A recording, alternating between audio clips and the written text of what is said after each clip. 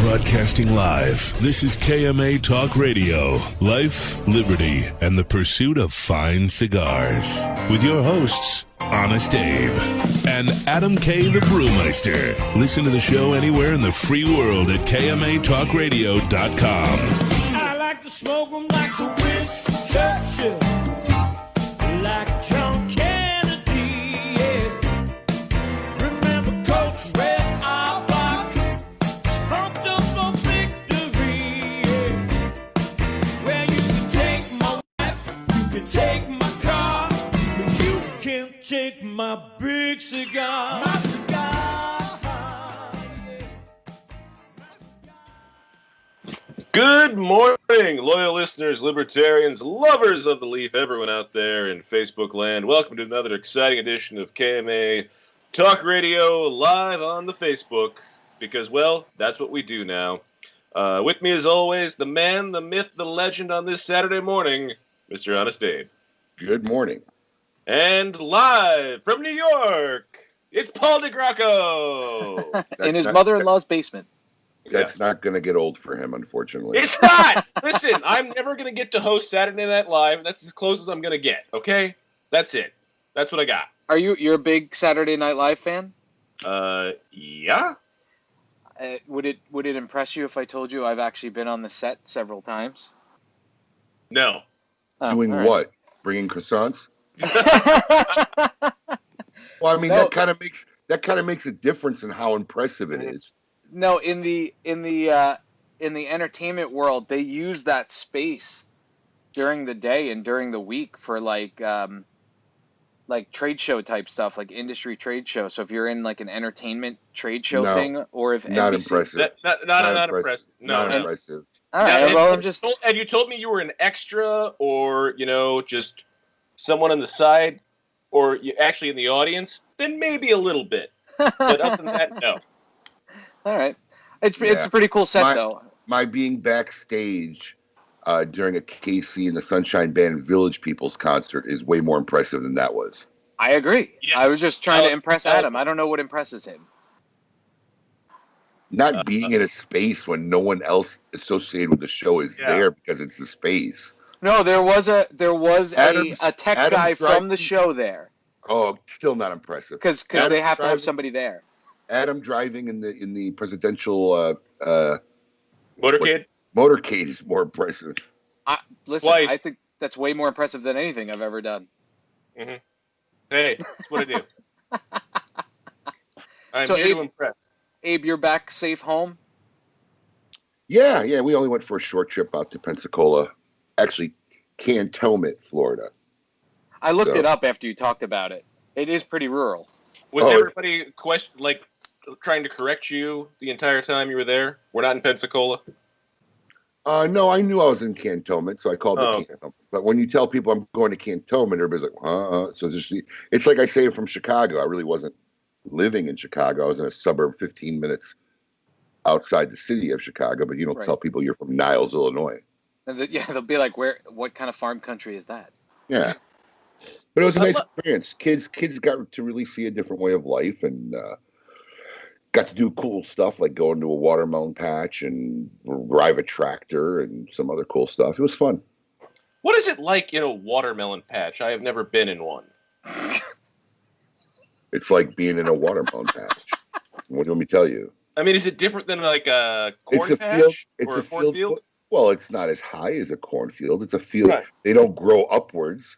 Mhm. They're 8 pounds each, 10 pounds each. They're not growing upwards, but it's a field full of watermelons. I saw your son eating watermelon in the patch. Did you guys just break open a watermelon there? Yes, they did. That's cool. Yep. Wow. It was a hot day. They decided to run out there, but it's not as I like cold watermelon. Me too. I was gonna say. So he Yeah. ate nice hot watermelon. Yeah, eating hot watermelons without in the sun is not. It wasn't as refreshing as the picture made it appear to be. Let's put it that way. I didn't. Wow, never even thought hot watermelon was a thing, but yeah, apparently it is. Huh. There Well, you go. I don't even like room temperature watermelon, but some people like it. That's the way they eat it. Yeah, I like it ice cold. I like to put it in the Too. fridge. Me too. So, Paul, you're still in New York. Yep. You plan How on that? long? Do you plan on coming back? Really? If it were up to my wife, probably not. It's nice having help. We're posted up at my mother-in-law's house, and my parents are less than 4 miles away. So there's a lot of help from our immediate family. But yeah, I want to know if I have something to look forward to. I mean, what's the chances you don't come back? That's messed up.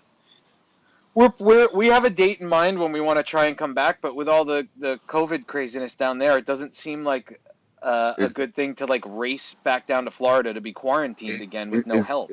Is that in 2020 or? We're looking at the end of the month before, my son's birthday is July 31st, so we're gonna have a little birthday party here since nobody's gonna fly to Florida You when gonna we stay have up the there? birthday party. I think we're gonna probably leave just before his birthday, but there's no plans because we don't know what's gonna go on down there. But if they keep closing things down there, we don't, there's no reason to rush back right now. I'm still working remote. They haven't closed anything down here. I heard they closed the bars. No.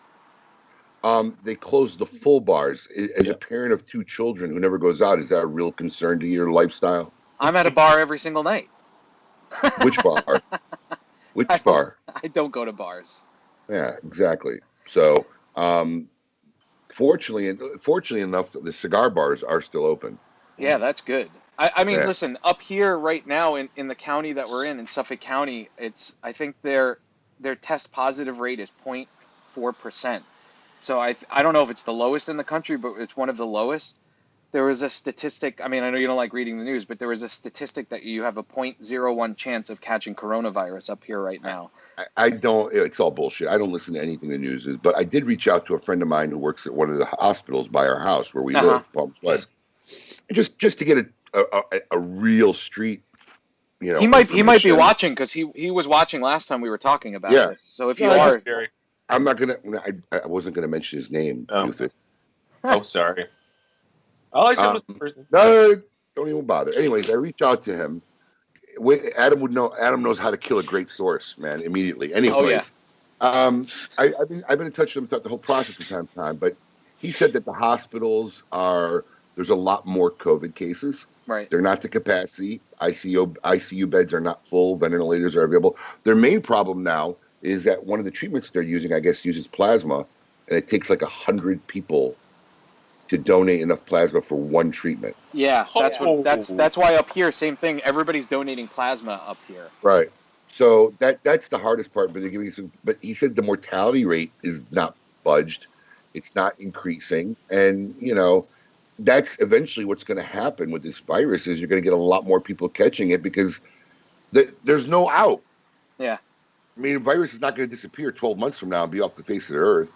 So either people got to go out and catch it, or they make a vaccine, and then when they take a vaccine, probably half the population won't take it.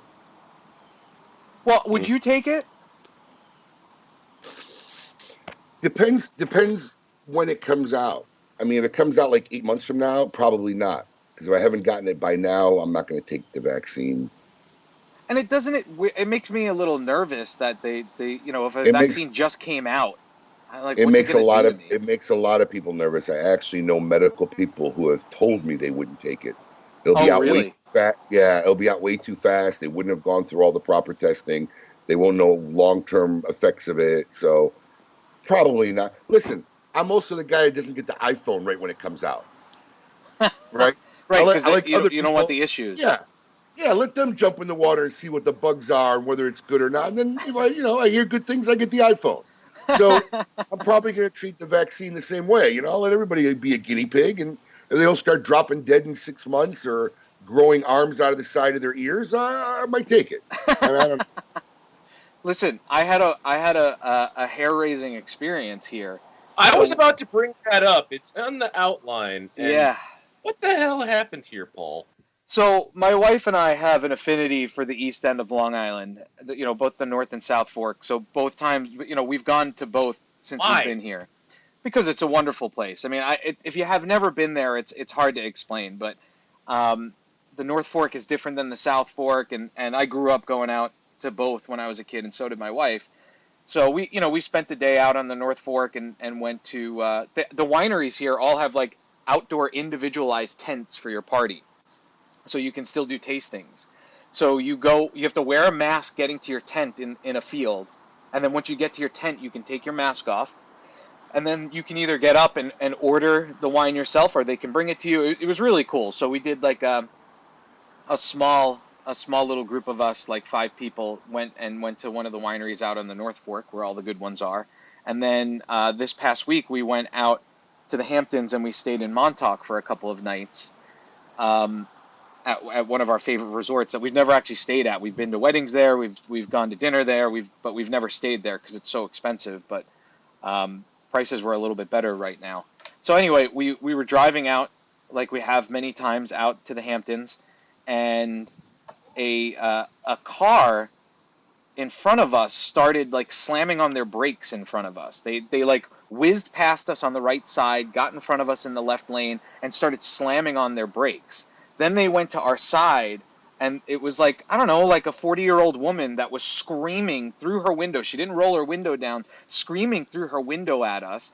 And then I'm telling you, for a good 20 miles, she was either next to us trying to scream at us or in front of us slamming on her brakes. And I at first I was like, this woman's like drunk or something, I did something that pissed her off. I honestly think it's because we had Florida plates that this woman was trying to run us off the road. And I was contemplating. I mean, when we introduced our guest, he said the same thing. He's like, I would have followed her off the exit, and I probably would have if I wasn't with the 2 kids and my wife in the car.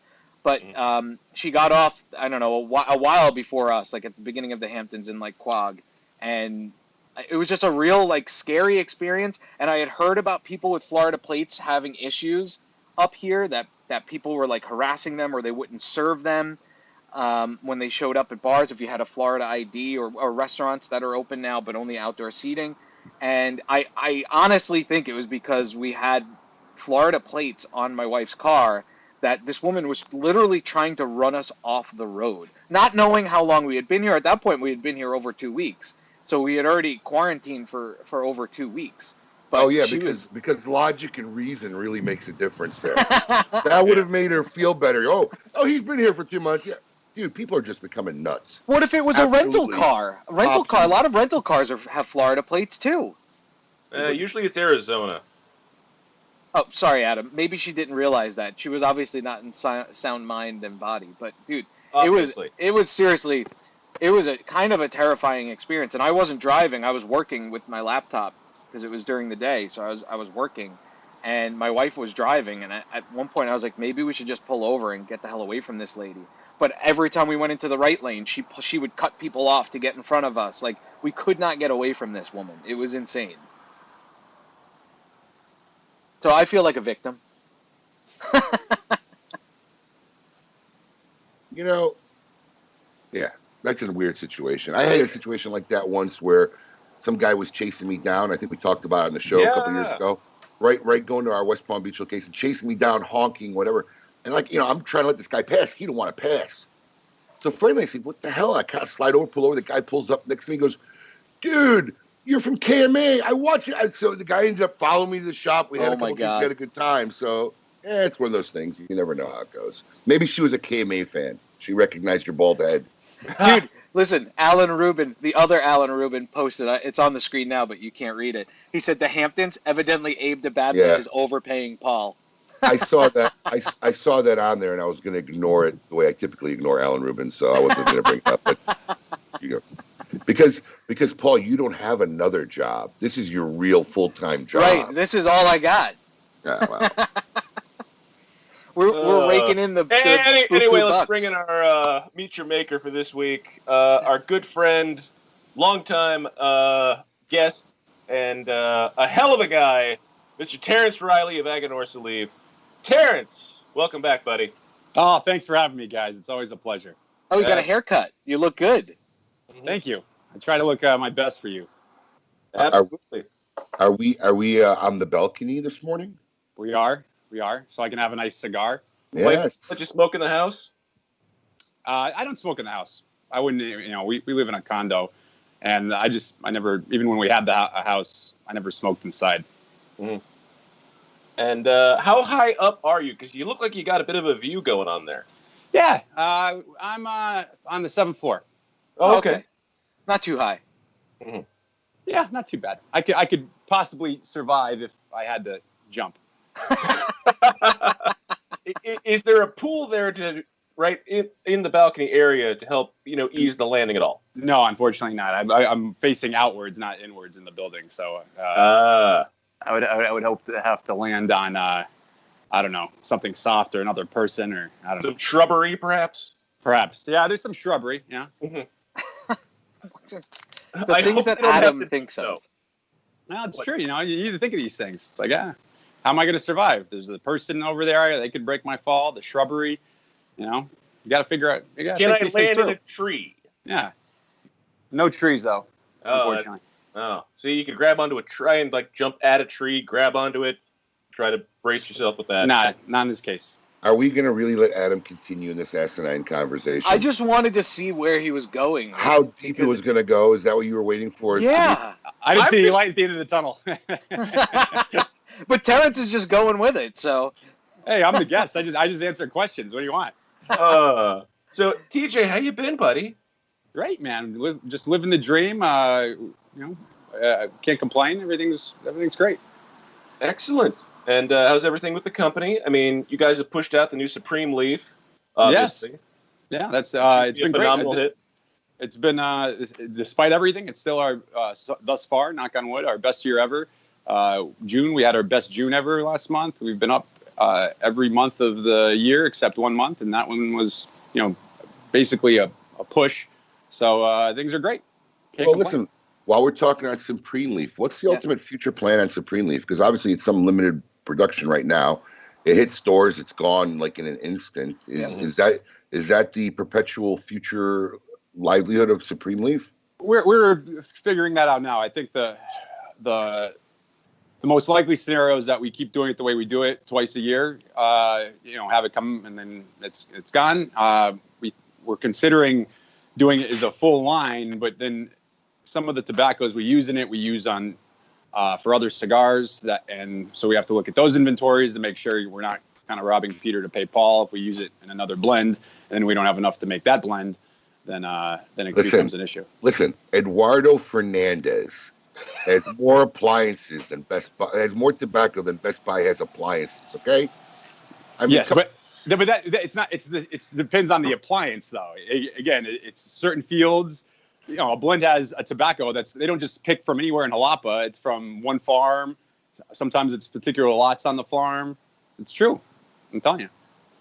And are you going to continue in this 2-size variation, or is that still what it's going to work out, or maybe different sizes or anything? Yeah, that's we haven't figured that out yet. We'll either do a different size every time, or we'll just keep the 2 sizes. A little bit that obviously has to do with FDA too, and the challenges of that. So, to be honest with you, we're not sure yet on any of this stuff, but I promise you, we'll do something.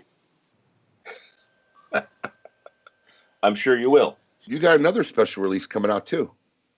The Aniversario, yeah.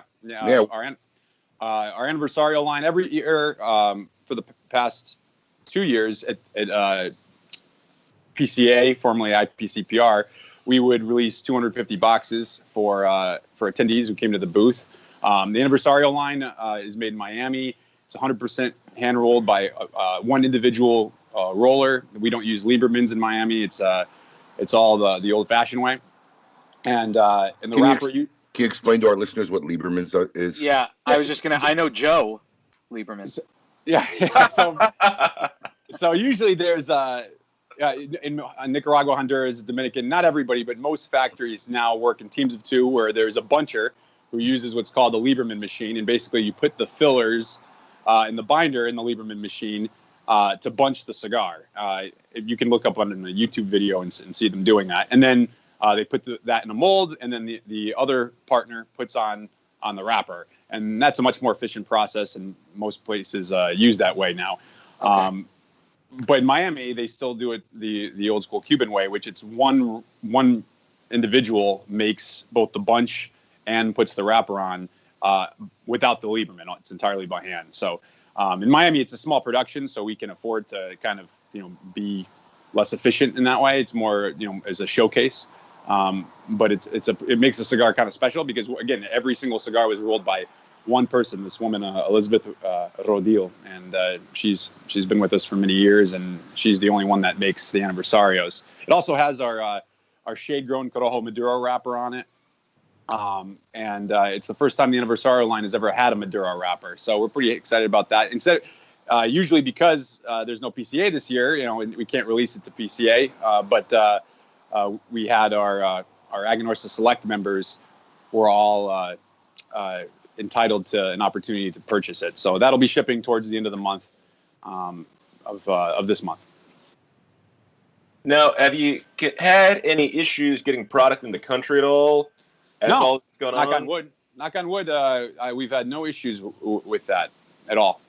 Production is a little bit slower because they're spacing the people out more, so you can't put as many people in there. And then there's also people that they either are just afraid and they don't want to come to work, or they feel sick with something, and if they're sick with anything, they want them not coming in. So right. That can obviously slow production down a little bit. But in terms of the shipping, and in terms of we haven't had any issues. How much have you guys gone into to step up just protocols in safety and cleanliness in the actual factory? Yeah, I mean, I get definitely a ton of hand washing. We do that a lot. They check employees when they come in, distancing them out more, all those types of things. They use some, I don't know if this, because in the beginning they talked about how like your shoes could carry the virus or something. They put some disinfectant on the shoes when people come in. So they've been I don't know if they're still doing that or if that's still a thing, but I know they were doing that for a while at least. I don't know. It changes daily how you can get it and where you can get it from. First they said you can't get it by contact as easily. Now they say you can't. I mean, it's who knows. Are they down by you, Terence? It's a little bit more locked down, right, in the Miami area? Yeah, I mean a little bit more. They had a big thing with the restaurants can only do takeout or sit outside sitting now, right. And the bars obviously are closed. But so. People are kind of frustrated with that, obviously, but it's not like it was in March or April where basically it was a ghost town where nothing was open at all. Now there's things open. They're just limited in their capacity. Ooh, nice. Look at it. Look at Abe. Torch. That's exactly what one of our listeners said that he's been smoking, actually. I'm loving this cigar. It's been a regular. It's been a regular in my rotation. I love the Guardian of the Farm. I think that's a great cigar. And wearing the shirt right now. Look at that. Oh, there you go. Which is very odd for a cat person. I'm not a cat person. This is a terrible thing to say, but my mother-in-law used to have a cat, and it died before we came down here. And I knew I was going to be doing the show from here because they have really fast internet, and it stays mostly in the basement because the dogs don't love her. And I was like, it was a terrible thought I had, but I was like, thank God the cat died. Because she would be jumping up here next to me while I was sitting here doing the show. That'd be great.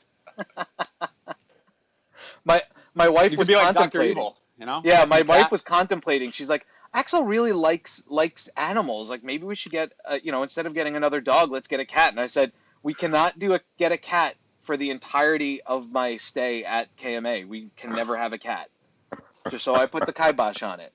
The one time Paul put his foot down. Yeah. We all listen. Paul didn't put his foot down. Honey, I don't know if that's a good idea.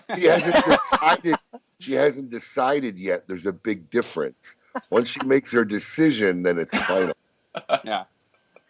So Terence, you obviously have a family and you live in the Miami area. Tell us a little bit about what it was like, because it looked like you were still going to the office during the quarantine, but it looked like it may have only been you going in there. Yeah, well, I mean, we had less people at the office, and we had more limited hours during the day, and like even now, there's no lunch. We work one less hour, and people go home an hour early because they don't want them all sitting around together and eating and So, but thank God we never shut down ever. I mean, that would have been a terrible,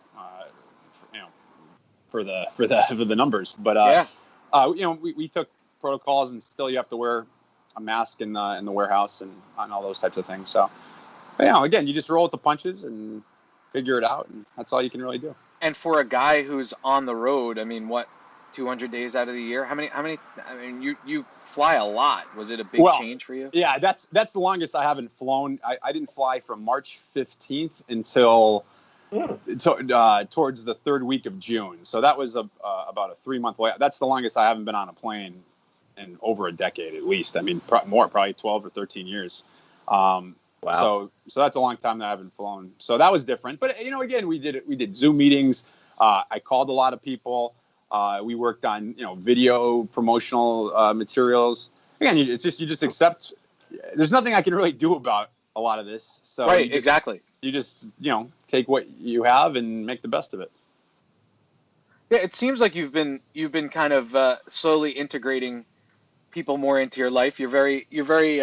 I've noticed that you're always on social media a lot, but I've noticed that you've been posting a lot with our friend Rainier Lorenzo from HVC. Yeah, and I really enjoyed his instructional video, if that's what you want to call it, on making a mojito. Oh, you got to. In fact, if you want to know how to make a mojito, and by the way, it's an amazing mojito. He's ruined mojitos for me because he does such a great job of making it. But his manner of instructing you how to do it is just about the greatest thing you'll probably ever see in your entire life. So I highly recommend people check out Rainier, a true Cuban, making a mojito. No, he is a unique character. He was great on the show when we had him. But so what as far as traveling, are you back onto a regular schedule? No, there's still a lot of places you can't really go. A lot of places don't want to do events. So I'm where it used to be like 2.5, sometimes 3 weeks of the month on the road. Now it's like 1. And again, one of the trips I've been up to Jacksonville. Obviously, I drove up there. That was on a plane. So there's definitely less travel, but I've been traveling, and I've got some trips planned, and it's just not as much as it was previously. Right. All right. Well, to get off the COVID whole theme, that's all right. I'm a little tired of it. Yeah. Everyone. To get off the COVID thing, let's talk some meat and potatoes here. Let's talk a little PCA, right? They made a big announcement last week. Everybody kind of freaked out. Some people didn't. Obviously, the show time would have passed by now. How do you feel the PCA not having the shows impacted your company? How do you feel about the announcement they made? And what's your thoughts about the PCA 2021? Well, I mean, I can tell you how it impacted us probably in about a month. It's still hard to tell you right now because we kind of, instead of waiting to the show to do our deals, we did them in June. So obviously we had a great June, and then now we're in July. So we have to see how July runs compared to. Yeah, it's not going to. So what you did basically was you took whatever deals you were going to do in the show, your foot soldiers hit the street, and you hit the retails basically trying to do trade show deals as if the trade show was going on. Is that what happened? Yeah, I mean, basically we took those deals, and then we either did in-person meetings, or if that was not feasible for whatever reason, we did Zoom meetings. And if you, as long as you did either a Zoom meeting or you did an in-person meeting, then you got certain deals that wouldn't be available to you otherwise. And that was really successful. We had a great month. But again, we got to see how July goes now. If July completely were to dip, although thus far it's been very solid, but I don't want to jinx it. But it's hard to tell until after, the time you normally ship is into July, August. So we'll see, at that time what the impact is. And how about the announcement of the PCA? There've been I've heard a lot of different on the layoffs. I mean? Yeah, on the layoffs and whether it's going to exist in this organization. I mean, what's your take on that? I mean, Coop and I, is Coop coming on today? Yeah. Oh yeah. All right, Coop and I have completely different views about this. How you as a manufacturer, right? You guys are a predominant company in this industry. How are you interpreting this news? I think I'm interpreting it that not having the trade show. Thought about it, or have you not even thought about it? I mean, I probably haven't thought enough about it to give a comprehensive answer. I mean, I think that basically it's obviously heavily dependent on the trade show for their revenue, and if they're laying people off, then that obviously shows the impact of the trade show, of not having the trade show to them. And again, we'll see. I'm not involved in those decisions, and again, I always hate second guessing people when I don't have all the details. We're not- So we're I not don't get- know exactly what, Yeah, we're not asking you to guess, but let me just ask you this question. Do you feel that announcement is indicative of any possibility of a dismantling of the PCA or the demise of the PCA, or is it just a simple business decision?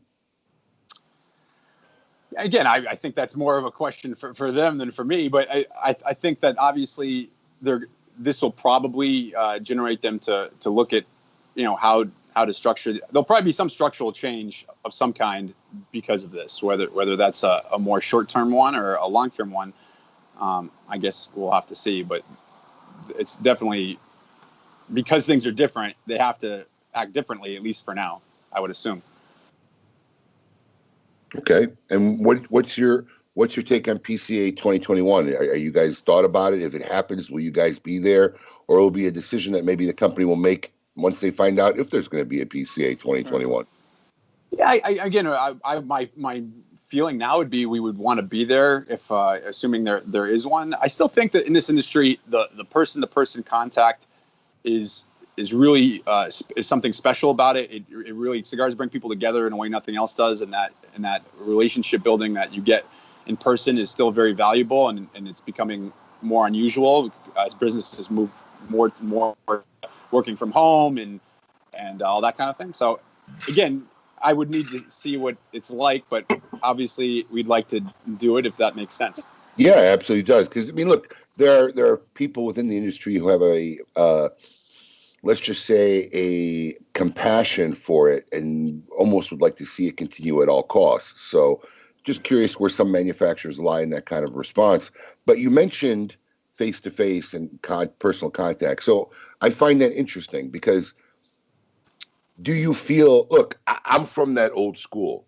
I mean, yeah. I never, ever, if I got an issue with somebody, never, ever want to discuss it off the phone. I want to be able to go there, look at his face, read his face and whatnot. And while maybe somebody a couple of years ago, 8 months ago, if someone called my office up and would like to set up a meeting, and they'd be like, yeah, can we schedule a Zoom call? I'd be like, all right, yeah, don't worry about it.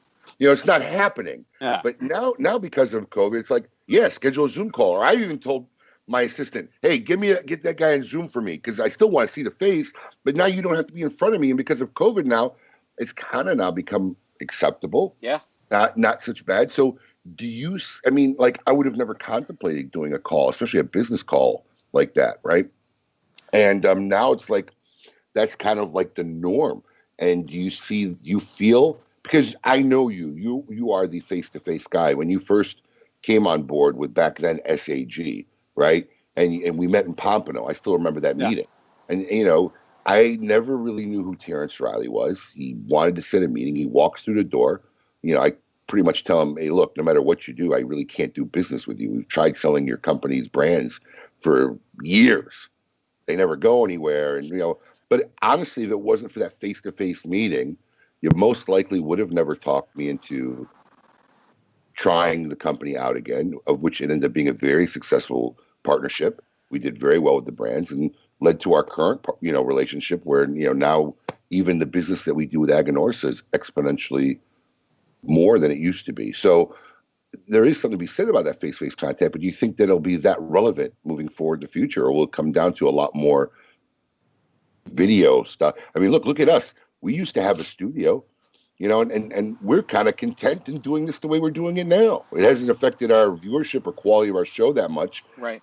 We're looking into ways in which we could improve the quality of these Zoom chats, where we can get Colin back on board and get some of the simple things like our sound effects and stuff, which makes for a more entertaining show. And that's how we're going to move forward. But we've become resigned to the fact that, hey, this may be the future of KMA radio.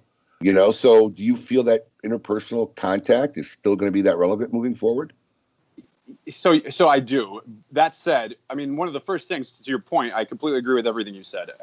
As soon as this all happened, we set up a Zoom meeting with our reps. I talked to them about how the importance of doing Zoom, and this is going to be even guys that would never do this before. They're going to either have to do it or they're going to at least try it.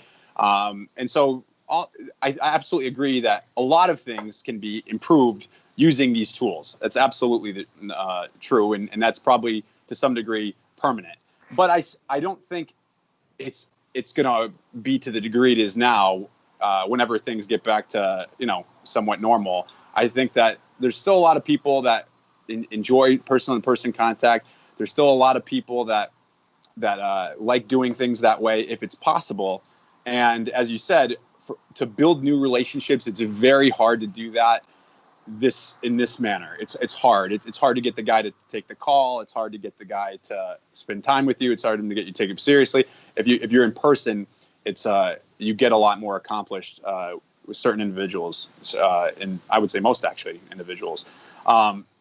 So it's just a balance, we want to use these tools. They're available. There's no reason not to, whether that's social media, whether that's Zoom, whether that's anything. They're tremendous tools. They're great. And we want to utilize them as best as possible, but we don't want to throw the baby out with the bathwater and say, okay, well, we never have to go into a store ever again, or we never have to meet with anybody in person, or we never have to do an actual person-to-person event anymore because we have Zoom. And so I think it's just balancing the two and not saying, it's an either or option. It's you utilize them both to the extent that you can.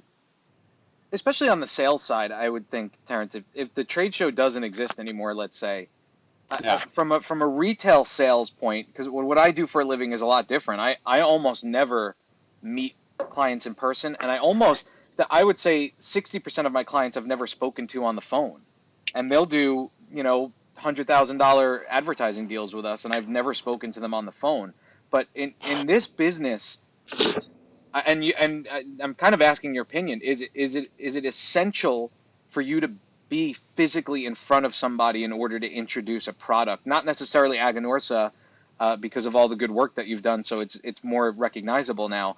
But any cigar brand, especially a small guy starting out, is that something you feel is completely essential, that they have to be in front and physically present?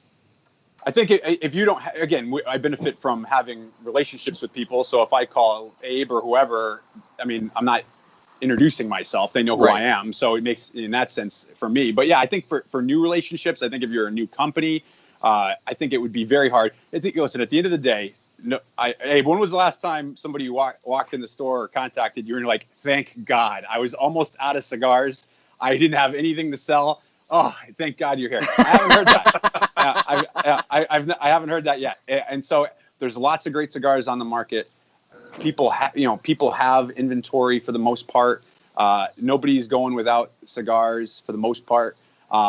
So in order to be one of those brands and be successful, you've really got to work with your partners. And in order to work with your partners, you need to have partners. And to have partners, you need to know people and you need to have those relationships. So, again, I'm not saying it's impossible and again, the world's changing as time goes on. And so there'll be new ways, and maybe younger retailers will connect with people in different ways than some of the older guys do. But for me, just on a personal level, what I enjoy about being in this business is the personal interactions and the relationships and the spending time, in whether it's been with Abe or with other retail partners or with consumers. I have a lot of fun doing that, and that's what makes all this worthwhile, because it ain't easy. It's a tough business. There's a lot of challenges to it. So if you took that away entirely, it would take a lot of what I personally enjoy about the business away. Look, face-to-face interaction at some levels will be always required, and that's kind of because, look, I don't buy on my personal opinions, because it's irrelevant to how my company performs as a retail operation. So when you have a brand that catches traction, or sometimes, look, it's like kind of buying stocks in the stock market, right?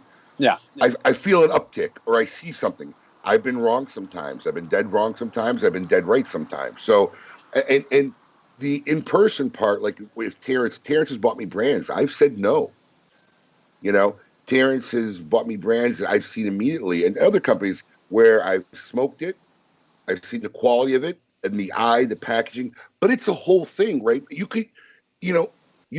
Picasso could have made the best painting in the world, but if it's in a closet, what good is it? Yeah. So it also depends. I want to know what the company's vision is to get this out there. If your goal is to give me a brand new brand and I'm throwing it on my shelf and you want us to do all the work, that's kind of makes it a harder job. So there's a lot of things. So physically seeing a package a lot of times helps, but I think we won't become as necessary. Now, as far as the trade show is concerned, I mean, look, I think the scariest thing on the horizon right now is the fact that for the first time ever,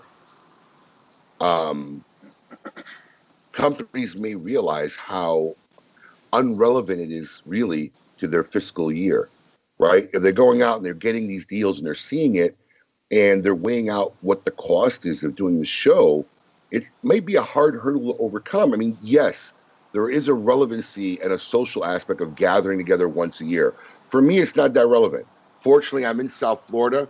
90% of the industry is in my backyard. But for a lot of these retailers, they don't get these opportunities. That's an imperative part of the show. Will that outweigh? But that imperativeness is almost more for the retailer than it is for the manufacturer. So, yeah, go ahead. No, I was going to say one thing, and on that point, one thing to keep in mind, though, is it's kind of like when things were shut down, I heard from a lot of people say, you know what, I'm going to start, reutilizing my lounge space. My numbers aren't that off, guys, even though guys aren't here, and I can use this space to sell other products instead of having so many people. Well, when everybody is shut down, they can't go anywhere else. Now, if you when they come back, in some places they can sit down, in some places they can't. That may affect your business. So right now there is no trade show. So there's no option. There's not. Whereas let's just say there is one next year.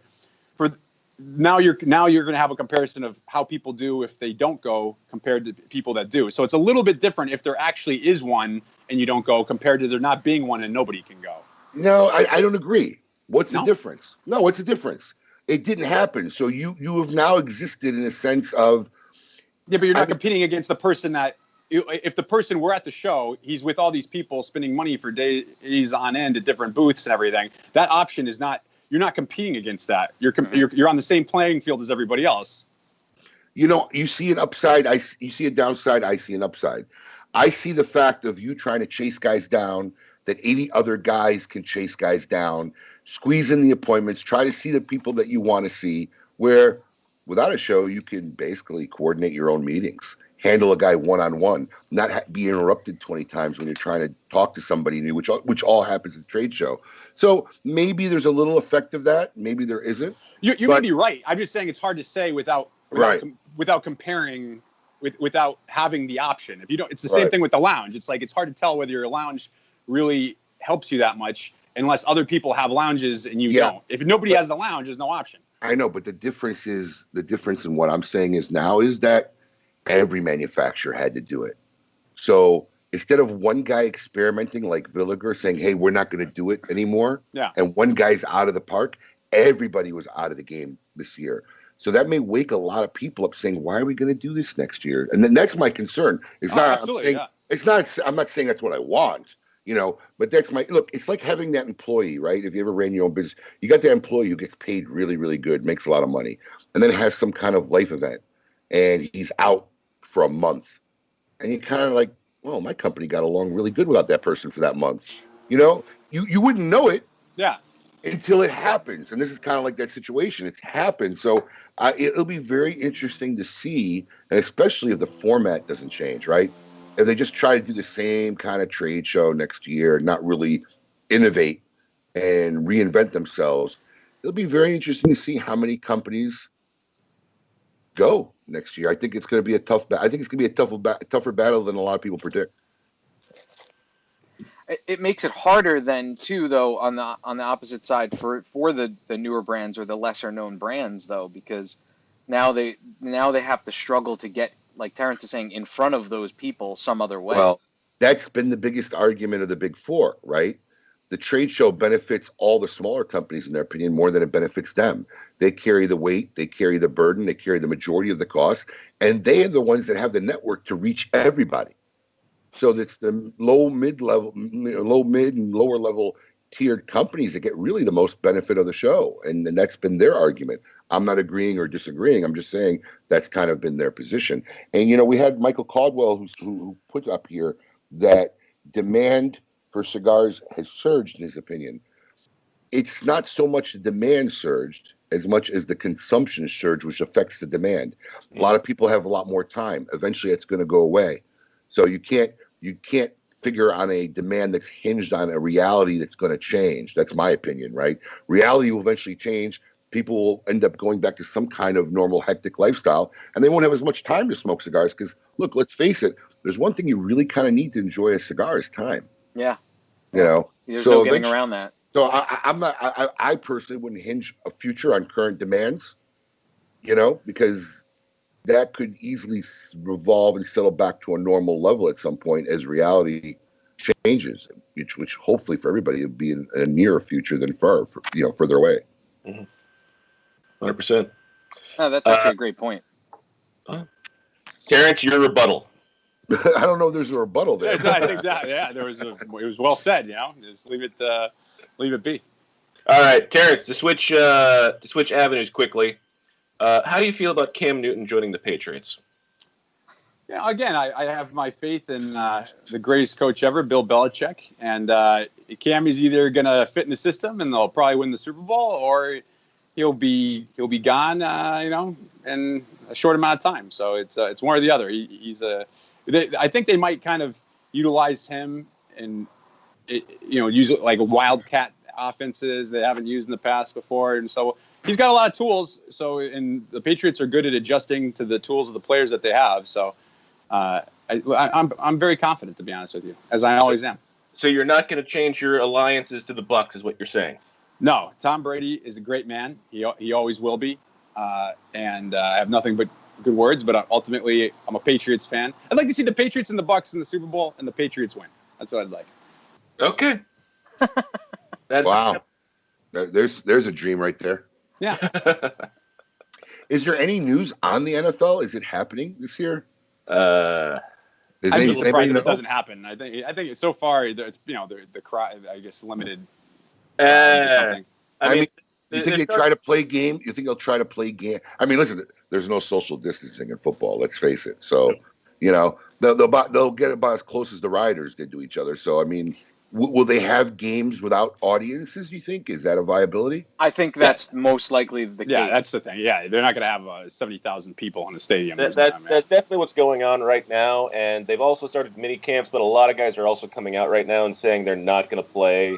They've had a few guys come out and just say, hey, I've got young kids. I've got, I got to look out for my future. And that's what's really happening right now. And it's going to come down to, we're going to have to wait till end of August, really, before we really get a real answer about whether or not games are actually going to happen or not. I don't think there's college football, probably. I think college football probably is not going to happen. But is there college? Well, yeah, there you go. Well, the Big Ten came out this week and said they're only going to do conference games. So what that means is they're really going to wait till October to actually when they actually start and just play 10 conference games in the Big Ten. Who's the Notre Dame going to play? Nobody. ACC maybe? Yeah. I mean, look, and one thing that I think we all get caught up is the irrationality in some of the decisions. What does playing only conference games do? Yeah. It shortens the travel schedule, basically, is what they're doing. And it makes it easier to travel, is what they're trying to say and come out as. So they feel better walking through a landmine that's only half full of mines than fully full of mines. Yeah. Well, yes. Yeah. That's their feeling. Yes. It kind of makes sense that the less you travel, the less exposed you are to it, I guess. But I think there's been a lot of minor league teams in the like smaller independent leagues, especially the teams I used to work for in the Atlantic League of Baseball, that have already announced that there will not be a season this year. Mm-hmm.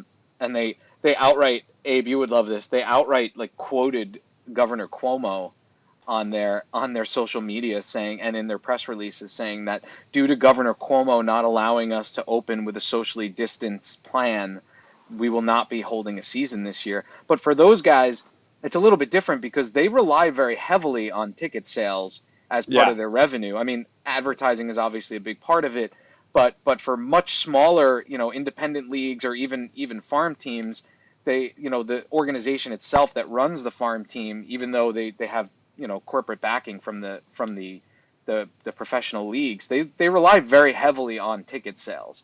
So if they can't sell out every single night, they're not going to make a profit. So they decided rather than lose millions of dollars that the league was just not going to run this year. But there are a number of different factors. No, Paul. This might be the end of minor league baseball as we know it. It could potentially be. No, that's already been discussed because they canceled all minor league seasons. All single A, double A, triple A, all of it's over. Are all the farm teams are definitely not Done. playing? I didn't know that was the case. Oh, yeah. UFC's on tonight. You got UFC. You got my boy Jorge Masvidal, Street Jesus. He's fighting tonight. But without people Island. there, right? Yeah, but they don't. I mean, that's nice. That's a bonus. But the money is from the pay-per-view revenue. Right. I mean, it doesn't make any difference. Did not know you were a UFC guy, TJ. Huge, man. I've been watching that forever, since the early days. Really? Yeah. Who's your favorite, other than, who's your favorite guy? Right now, Masvidal, but no, again, a lot of the guys over there. Back in the old day, Ken Shamrock was awesome. If you look at his old Pride fights, big, I always like Chuck Liddell back in his heyday. A lot of guys, man. What got you?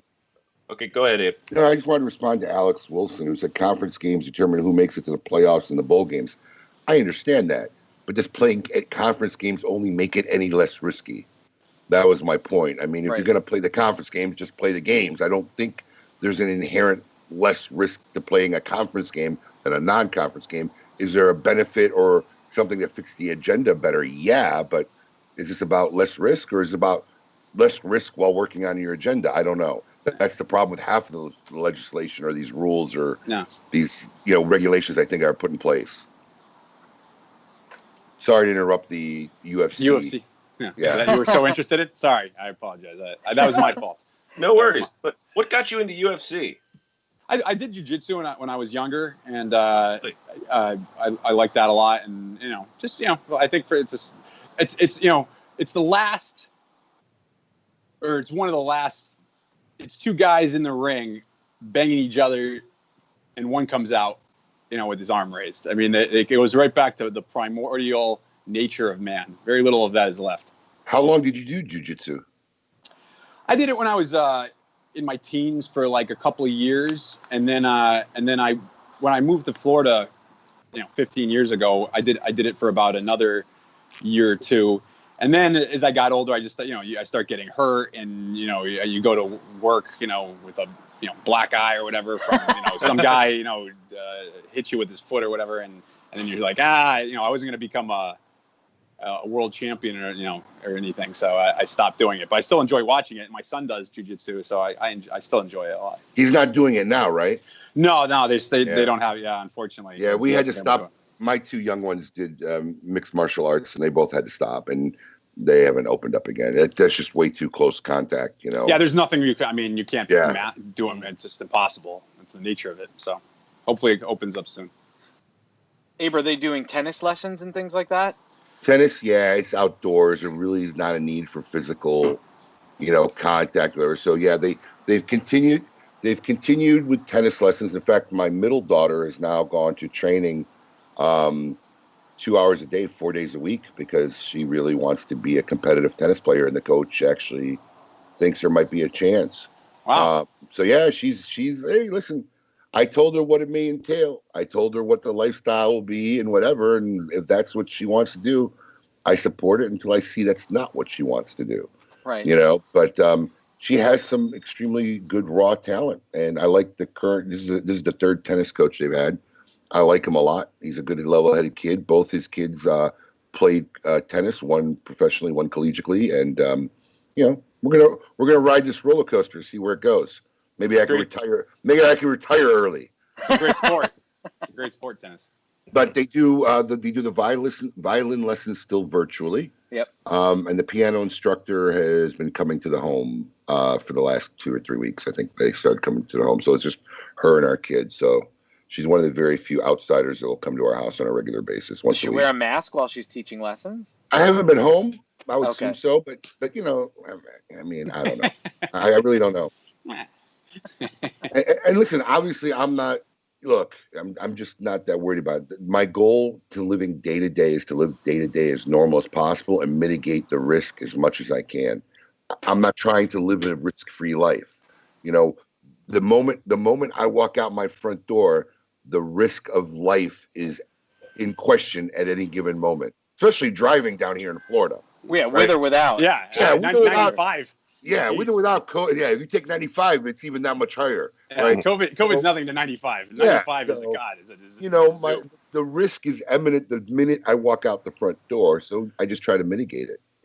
I'm respectful. I'm courteous. I walked, the gas station by our house where we live. I've walked. I go in there at least almost once every other day, right? And when they made the mandatory mask law, they put big signs up on there. Florida passed. So I went in there with my mask, and then I walked in, and none of the clerks were wearing it. People were walking in. I said, okay, well, they're not enforcing it. So I've gotten used to walking in without my mask on. And I literally went there 2 days ago, walked in. There was a new guy behind the counter. He had a mask on. And I normally had a mask in my car at all times, but I took it with me when we went to Cantonment. So I forgot to put it back on my visor. And he goes, so I'm in the store. I've been waiting in line. I get to the register. I put myself on the counter, tell him what I want. And he looks at me and goes, well, I can't sell it to you without a mask. I'm like, that triggers the infection. Right? Did he sell you a mask? I've already been in there for like at least 6 to 8 minutes standing, right? And he's talking to me. Wait, first he starts ringing me up. And when he's done ringing me up, he looks up and then he goes, oh, I can't sell it to you out of mask. I went, really? I said, you need me to go get my mask? And he's like, yeah. I'm like, okay. Walk out the court and then realize I didn't have it. And then I just went home. I didn't make a big deal about it, but well, personally, I watched my kids. We went into a restaurant last night. I took them all out to dinner, and I watched my kids. And it's just, man, that mask is touching everything. I'm more afraid, honestly. This is my personal opinion. People can agree or disagree. I really don't care. It's my personal opinion. I'm more afraid of my kids getting the virus from this mask, because when they use their hands, we've tried to tell them don't try to avoid touching your face. And when they use your hands, we got like one of these bottles like everywhere. Yeah. So if we go out of the car, we go to a restaurant, if they use their hands, the first thing we do is make them spray, try to disinfect a little bit and mitigate the risk. But that mask, they put it down. I saw my kid wiping the table with his mask. And then they go and they start touching their face and they put it on. I'm afraid of the masks. Well, but the thing to mention is that technically the mask is not necessarily to protect you. It's to protect the other people around you. Right. But you're right. You're definitely not doing any favors to anyone. Do I have to choose between who to protect? So Abe, I don't know what it's like down there, but up here it's gotten so bad because mandatory masks have been in place here for a while, and they have been arresting store owners that don't enforce it. There was a guy in Fire Island here a couple weeks ago that some guy showed up with coronavirus. He posted on social media that he had coronavirus and that he was a week into it and he was feeling a little better. But the whole thing with coronavirus is that apparently you have it for a few days, then you have like a slump where you feel a little bit better, and then it comes back, with full force the next week. That's why they say 14 days. This guy went to a huge party on the beach, and there was a hut there with a bar. Nobody was enforcing masks. They arrested the owner of that bar. Same thing out in Montauk. We had heard about a bar that was not enforcing the mask wearing policy indoors when people were going in. Just to go into the restroom, you're supposed to put a mask on, go inside, go to the restroom if you're indoors. That's what drives me nuts, right? So we walk in this restaurant last night. We all got our masks on, right? We get to the table. We all take our masks off. Right. Waitress comes, interacts with us. We don't got masks on. We're eating food. But to walk back out the restaurant, we're supposed to put the masks on. Right. So are we mitigating anything? Groover almost got us arrested at Morton's Steakhouse. Why he wasn't wearing a mask? Yeah. Well, no.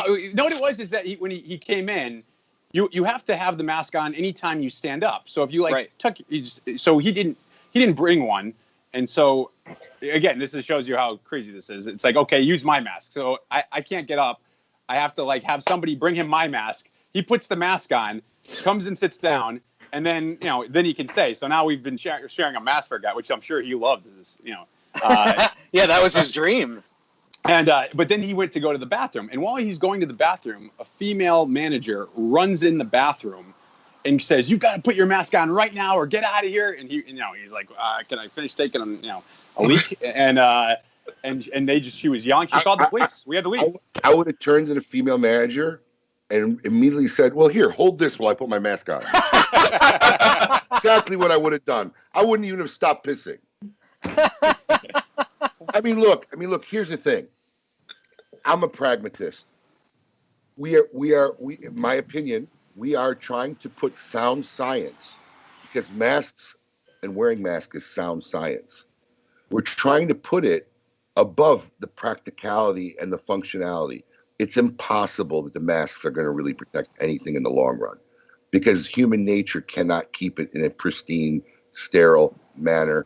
If a guy has it, that mask is going to be a contagion when he puts it down on a seat. So the efficacy of the policy, I believe, is moot, while the science of wearing masks may be sound, but nobody wants to hear that. Right. And the other thing that's going on here too, and I know it's going on in Florida too, is that they're taking it out on the store owner for enforcing the policy. Chrissy Critchfield mentioned that just now, but that's the hard thing, terrible. because it's not their fault. Don't blame, the poor guy's just doing his job. I mean, It's just funny when you're sitting in a restaurant, there's like a bunch of people in there, nobody has a mask on, they're sitting, and then they stand up, and it's like, and they go nuts. It's like, I don't give anybody a hard time, and I don't fight with anybody because it's just, but it's just, to me, it's like crazy. You're completely relaxed if I'm sitting, and then I stand up and you're like terrified. It's like, what's the difference? I don't know. So listen, it's funny because it's such a part of our daily lives. We keep finding our way back to COVID. So I know we're gonna take a break now. Yep. All right, a short 1-minute break. A word from our sponsor. After the segment, we're gonna have Cigar Coop, and we're gonna get more about Terence Reilly and cigars right after this. Keep it lit. Hey everyone, Susan Giorgio here. Hi, this is Rich coming at you from South Florida. Hi, I'm Tom Stroud. Hey, it's Stephen Martin coming to you from Seattle, Washington. Hey everybody, I'm Jennifer True. Hey everyone, this is Alex Ryan. I'm a poker player, a dominoes player, a world traveler. I like to go sailing, hit the golf course, and drink some wine. I am a mother, I am a content creator. I'm also a husband, a father, and someone who really enjoys great cigars. Enjoying a Monte Cristo. In fact, the 50th anniversary Monte Cristo, special limited edition. My favorite cigar, Monte Cristo Epic. Please take this opportunity to smoke one of our amazing Monte Cristo cigars, the Monte by Monte being my personal favorite. I am Monte Cristo. I am Monte Cristo. I am Monte Cristo. We are Monte Cristo.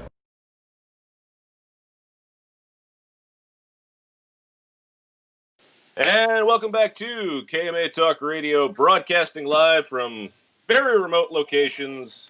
I am Adam K. the Brewmeister. Welcome back, loyal listeners, libertarians. With me, of course, as always, the man, the myth, Mr. Honest Abe. Good morning.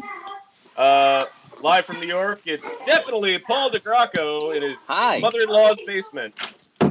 I am. It is very hot down here, too. It's been hot and muggy. I mean, it's funny when people complain about it being hot, because I've heard with the heat index down there by you guys, it's been like 110 every day. No, it's nuts. Oh, it's real hot. But it's been very humid here. So it's warm, Paul, in the basement. Is the pipe still dripping on you this week? No. My mother-in-law said that she doesn't. It's random because you should see their house is gorgeous. They've built up on this house. The backyard is huge and has like jacuzzi and built-in pool and brick everywhere. It's gorgeous. She doesn't have central air here. It's she's so old school. She doesn't believe in central air. So there's like a couple of in window, and she said there's an AC above me, and she said it's from that. It drips a little bit. But it's just funny to me. This house is gorgeous. It's huge, and there's in window and in wall AC units here. It's just something you only find around here, I guess. But and of course we're still here. Yeah. Oh, that's good. Glad you're not getting dripped on. Yeah. Thanks. Yeah. Okay. And our special guest, of course, our meet your maker, Mr. Terence Reilly. TJ, thanks for being here, buddy. Thanks again for having me, buddy. Now, I'm just curious, is TJ a nickname that you hear often, or is that just some intimate thing that Adam shares with you? No, I don't know how Adam ended up. Usually if you met me before, the age of like 20 or so, you know me as TJ, and then anyone who knows me after that, it's Terence. But then like my uncle Manolo would call me TJ, and so people would hear that, and so some people call me TJ, some people call me Terence. So I honestly, until you pointed it out, I don't even hear the difference. Like I couldn't tell you what somebody calls me. Every time he calls you TJ, I'm like, who the hell is he talking to? Oh, I got it from the twins. Okay, they called him TJ, and then I stole it from them, and I was like, oh, okay. I feel like it makes us closer. I've been called worse. Adam, on a level of 1 to Matt Booth, how much of a bromance do you have for Terence Reilly? Ooh. I feel like we're a 9. What would you say, TJ? Yeah, I think a 9's fair. I think there's just a slight healthy space between us, which is good. Yeah. And then I just had some like regurgitated throw up come up. Do you guys socialize outside of work? I call him once in a while just to say hi, checking on him. Wow. If we could go out to breweries, I would definitely drive to Miami and go to a brewery with Terence. Yeah, we got to hit Sun Lab. That's a good one. Oh, I'm not familiar with that one. I'm going to look that up. Very good stuff. Paul, are you feeling left out that you don't have an interpersonal relationship with anybody that comes on KMA? with anybody? You could just anybody at all? I'm actually pretty good with it. Pretty good with it. So, Terence, Abe is smoking the torch. I have one right here. If I can get that in there. This is a new release you guys just launched. It's a hot cigar. What's the story behind this? So it's actually an old brand that we had. Before you get into that and you get into the torch, I'd like to understand the hierarchy because the JFR line now is kind of a little confusing, right? You got the JFR, then you got the JFR Lunatic, then you get the JFR Lunatic Torch. I mean, what's the mental transition of the line, the lineage? What you have is, well, JFR was obviously the original, and JFR is grandfathered. And so with, again, not to get into... which, for those who don't know, stands for Just for Retailers. Yes. And so the original line was created for, retailers only, brick and mortar. And as time went on, we've added the JFR Lunatic line, and then now we have the Lunatic Torch. Here's my question. You might help me understand as a marketing guy and a cigar manufacturer, right? Yeah. So you have a JFR line. Yeah. What's the rationale to make a JFR Lunatic? Why not just come out with Lunatic? I mean, so the original Lunatic, I was not around for that. That was before my time. So the reasoning I can't really speak to for why they did it back then. But certainly now having that original line grandfathered is useful for FDA purposes. That's why, for instance, Casa Fernandez is still in the name with a lot of the Aganorsa stuff. So that's less of a marketing thing than for legal reasons than anything else. Okay. Now it makes sense. That does make sense now. Yes. Well, because we had a little what show was it? I don't remember who the guest was when we had a love fest for Terence, and he was listening where we were talking about all the things that the industry has recognized. It was Mike. Bellady? Yeah. Oh yeah, it was Mike Bellady. Oh yes. Yeah, it was a great episode. One of my favorites. But in all seriousness, Terence, when you came over to Casa Fernandez, I mean, it's obviously we won't ask your opinion on this, but Abe has mentioned that there was some confusion about it, that there maybe wasn't the best brand recognition for it. People confused it with other brands. When you decided to go to Casa Fernandez, now Aganorsa, did you have this plan already? Like, was this part of like your interview? Better yet, was it part of your pitch? Was that a contingency on you taking the job? That's where I was going. Yeah. Did you pitch this idea when you were sitting down talking about going over there? Because that's a risky move. Because if you don't like it, you don't get hired. Right. Yeah. I mean, the reason I ended up here was basically I saw the problem was that it didn't have the brand recognition. It was very confusing, and the product though was great, and they have a great system and they have a great organization, and it was just, the best brand you haven't really heard of or don't understand is one you don't buy. And so, that was very much from the very beginning is the shift to Aganorsa and it being more about the leaf and our tobacco and how it's special and it has a unique flavor profile, and everything has kind of been based around that. And that was from the beginning. To give some credit to Nick Balillo and Dion Giolito, they pushed for us. My original vision was to do it over the course of time. I was going to be more of a gradual transition. But after about, I would say 4 months or so, they said you should just, tear the Band-Aid off and do it. And that was actually a great, they were right. So it was good that we did it that way. I need to clarify what the beginning means, because for me, this is a definite definitive on how big the balls of Terence Reilly is, right? So is the beginning mean that this was an idea pitched prior to hiring? Because it poses multiple risks, right? It could show your innovation, or it could turn the guy completely off and you don't get hired. Or 3, they could love it, not hire you and do it. Right. So was this pitched prior to hiring, or when you say in the beginning, that was after you were officially hired? No, I wouldn't say I was as detailed about it as I was until I got hired. But I definitely, I mean, to be honest with you, if they had said, well, we don't want to do that, or we don't like that idea. I mean, I was very fortunate that I had various opportunities, so that it wasn't the only place I could have potentially gone. And what was attractive to me would be doing that process, would be rebranding and be really bringing attention to the quality of the product and getting people to understand it. And so that would, if they didn't like that idea, I would have not come here. So they were very open to it. That was my next question, because I like to ask the questions that cut deep, because if I'm in your shoes and I realize what needs to be changed, you kind of need to know that they're willing or open to that change. Otherwise, how do you take the job? No, that was what I said. Listen, if you think, I think that's probably a good thing anytime you go anywhere. Is a lot of times people, what they want to do is they want to do things exactly as they're doing them, but have a new person. And that doesn't really work. It's just a different face. So you've got to be willing to change. And I said, listen, we're going to have to do things differently than we've been doing them. We're going to have to really revamp our image, and it's not going to, sometimes people are, Fernandez is Eduardo's last name. Sometimes people, can get touchy about that kind of stuff. So I wanted to, from the beginning, be like, this is what the plan will be, and this would be why I would come here. And if that's not what you really want to do, then that's great. It's your company. But they were 100% behind it, and they've been great. I mean, there's very few things that I haven't been able to implement that I've wanted to, and they've been very supportive, and I'm very lucky to have their backing. Good for you. I salute you. That's yeah, really. I mean, thank you. You had kind of done this with Quesada too, right? I mean, we talked about that a little bit. That you kind of, I think a lot of people in the industry give you the credit for bringing it to its prominence in the industry and making people aware of the brand. So you had some experience as well behind your idea. It wasn't just randomly coming in and saying, yeah, here's what we got to change everything and we have to do this. I mean, you had done it.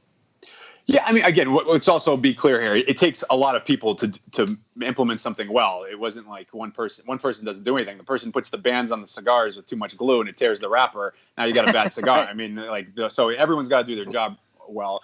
Yeah, I mean, again, I did have some experience. I would say that the difference here is that I've made it. I'm not really like with Oktoberfest. That I'm a big beer guy, big beer with cigars. A lot of the projects were kind of tied to me in some way at Quesada, and I haven't really done that here at all. I've really had the focus be on our product, on the tobacco we grow, on how it creates a signature flavor, how that process works, where we do that, and it's a genuine process, and it's not we age tobacco in Castro's beard and nuclear reactors in North Korea and crazy stories. It's a real thing. And bringing that to life and showing how we do that has been much more the focus. I've tried to not have myself be tied into any of that, or you need to know me or have some sort of relationship with me in order to appreciate it. And so that's been kind of the difference. Well, before we bring Coop on, I just got to ask, because I try to read through the chats. Why is your hair such a hot topic of conversation this morning? I don't really see it. I don't see it any differently, but it seems to be the utter conversation throughout the kind of show, what you've done differently with your hair today. My hair has been the same since I was 14. I saw Brad Pitt in Seven, and I like that style, and I've been it's the same thing. Juan Cancel recently has gotten on a kick about my hair for whatever reason. Well, someone made the comments early on. Juan has jumped on and made a comment, and Ronnie Haysha says, no, your hair is Aganorsa leaf. That's all. I'm glad that it's such an interesting topic of conversation. I guess I never have that problem. Neither does Paul. No, My wife's been cutting my hair in the backyard. It's when a you lot going cheaper. back? When you going back to Mr. Clean, man? No, you know what? I have the cutter here. I just haven't done it since we've been here because it's, I don't know. There's not really an excuse. It's I just did it laziness. recently. I love the baby feel. Look at Adam's hair. It's got all slick back. He looks like a Latin guy, like some sort of dancer. He is a great dancer. Adam's looking like Charlie Sheen from Wall Street this morning. No, but Abe, if you hadn't noticed, when during quarantine, Terence was posting a lot of pictures of his hair. He likes to post pictures of his son's hair because his son has wild hair in the morning. So his hair got pretty long. I would say you would agree. So yes, I think that's probably ridiculous. Why. Yeah, maybe that's why. I don't know. I don't know why it's such a big topic today. This is what my hair's looked like since I was about 14. So that's all I can tell you. Do you go to the same person from when you were 14? No, but in my life, I would say 3 people have given me 99% of all my haircuts. I went to the same person. This person that cuts my hair, I've been going to the same person for over 10 years. That's another thing you have in common with Adam. He won't let anybody else touch his hair. I like going in there, sitting down. I don't have to explain. Oh, a little bit longer. Short. That person just knows what to do. They do it, and then I leave and get on with my life. Mm-hmm. I have full faith in my stylist. That's why I go to her. He does love her. Mm-hmm. She's great. She's wonderful. Mm-hmm. Shout out to Julie. Anyway, we got off topic. We were talking about the lunatic and the torch. Oh, yeah. And we totally didn't get into that. And you started by saying that the lunatic was an older brand. Yeah, it's an older brand that we had. Again, like a lot of our products, it was something that just a great blend, really flavorful. People really loved it when they smoked it, but it came in one size in like a 30-count box, and it was like a Churchill size. And instead of having the brush foot you see now, where it's just the wrapper is removed from the last half inch, it had like a shaggy foot, which had the tobacco jutting out more. And you had to smoke that for about a half hour before you actually got to the cigar, which was a little bit too long. So we made some adjustments, and it's a perfect cigar for Aganorsa because we do these Aganorsa experiences. I think you've all done them, where you smoke the fumas of our tobacco, and you get to see how they contribute to the blend. And in this case, what we did is you instead of having to attend an event or be present when we're if you're not happen to take your daughter to ballet practice or whatever, and you miss the event, you don't get to try it. Whereas with this cigar, anybody can buy it, and they're going to taste the binder and filler tobaccos, see how that has a very potent flavor, and then becomes more rounded out once it hits our Corojo 99 wrapper. And so it's a little bit way to have an Aganorsa experience for anybody, regardless of whether you can ever get to one of our events or not. I won't claim that I was the first person to do this, but I don't know if you know this or not, but back in 2011, when we did our, I think, third microblend of our microblend series, that was one of the things that we did with the El Hijo by My Father Cigars. We purposely let it wasn't shaggy like that. It was just clean cut. Yeah. But we let the binder and the filler extrude like a half an inch. Yeah, I remember.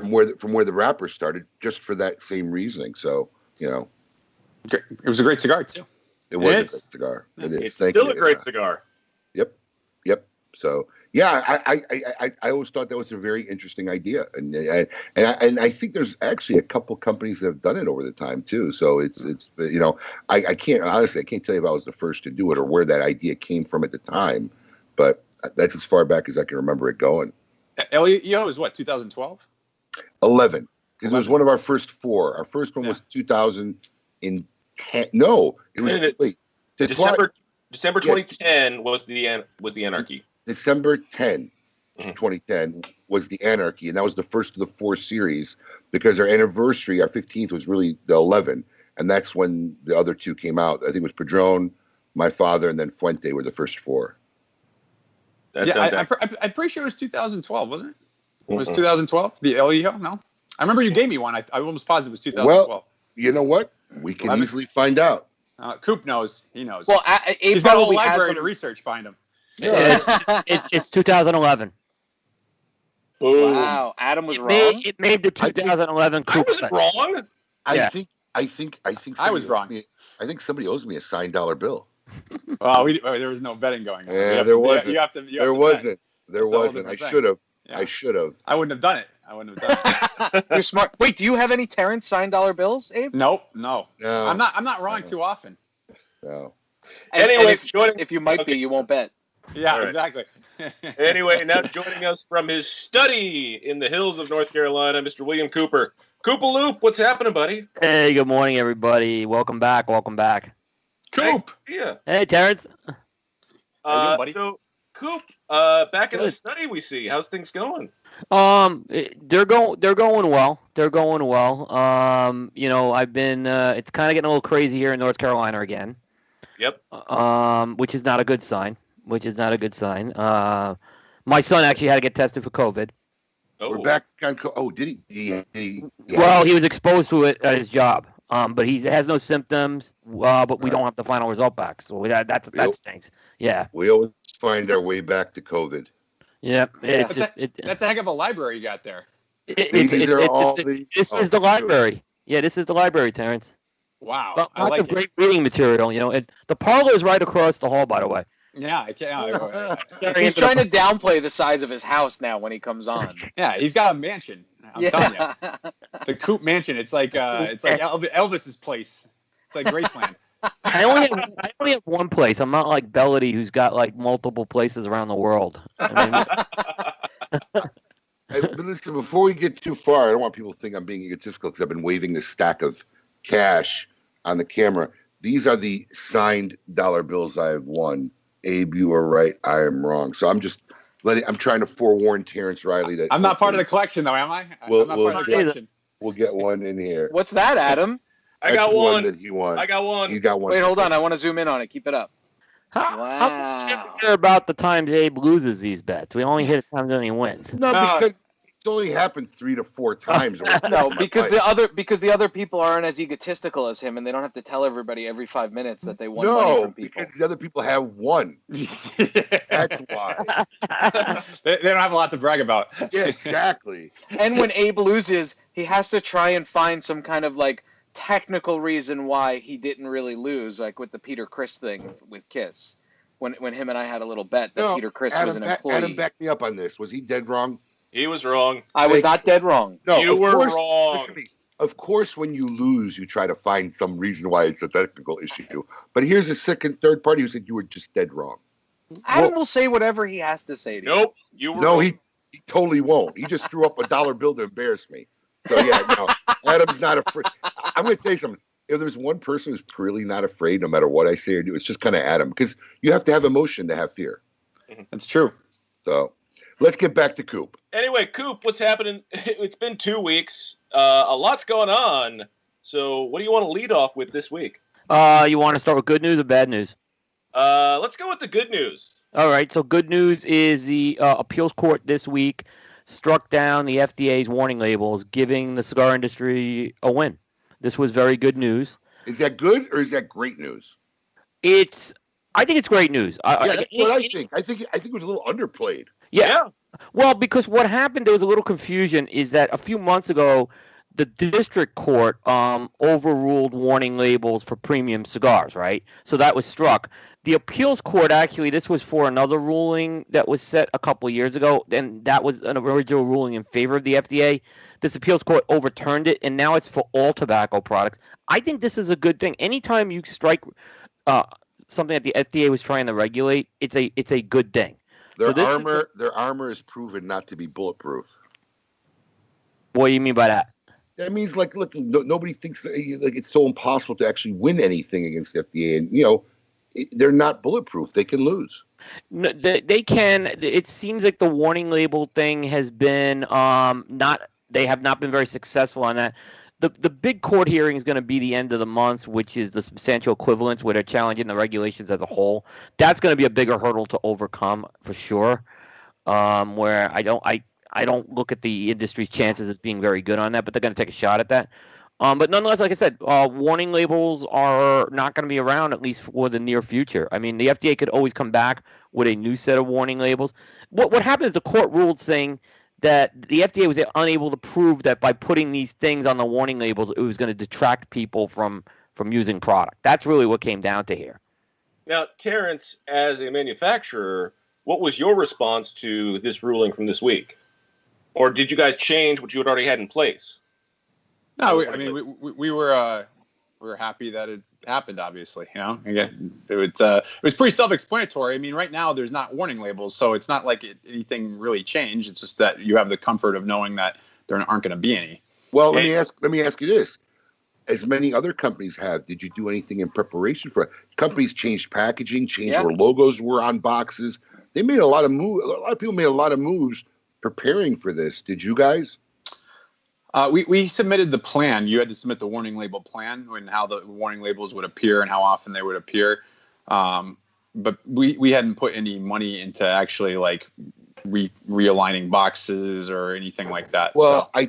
I think some of the things that happened was people who ran out of packaging who had to redo more packaging, right? Yeah, they made adjustments based on this because I started noticing logos moving on boxes with a huge amount of area. Like, why would you center that logo? Yeah, we did a little bit of that. Yeah, and then I realized it was making room in case they had to put a warning label on it. Yeah, it's kind of like the Aganorsa Leaf, Connecticut. That box, like the logo should be bigger. In fact, we should probably adjust that soon. But it was because we figured the top, part would have the warning label. So yeah. All right. So let me give you one more thought on this. So the one thing that kind of, and I hate being the negative guy here, is the FDA may start considering plain packaging and just abandon this entirely. So that's something to watch, is what I'll say too. Let's not take a trip to negative town, Coop. Okay, I'm just So let me ask you a question. And I know Glenn Loop is listening and probably should ask it. But if they plain package cigars, that means they'd have to plain package cigarettes too, right? Yes. Never going to happen. I never say never. I mean, it's something we should be worried about. Never, but I can't imagine any of these legacy. I mean, look, these are legacy brands. Marlboro is a legacy brand. It's American heritage. It's American, culture. I mean, I don't care how you feel about smoking, right? I mean, we're old enough to remember the Marlboro Man, right? Yeah. Oh, yeah. There's no way that they're going to allow that brand or want that brand to look the same as any other pack of cigarettes on the shelf. Abe, I don't disagree with that.